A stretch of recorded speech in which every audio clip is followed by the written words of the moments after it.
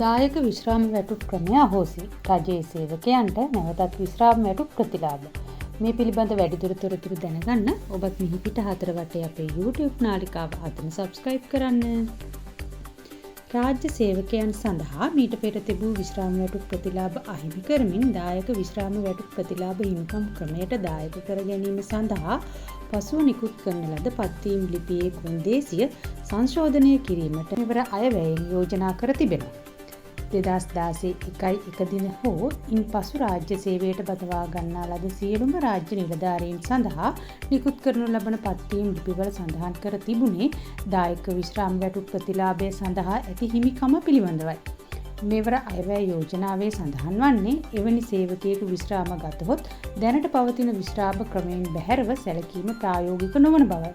ඒ අනුව විශ්‍රාම වැටුප් හිමිකම් පිළිබඳ වගන්තිය පත්වීම් ලිපිවලින් ඉවත් කර පවතින විශ්‍රාම වැටුප් ක්‍රමයට ඔවුන්ගේ හිමිකම් තහවුරු කිරීමට මෙවර අයවැයෙන් යෝජනා වී තිබෙනවා.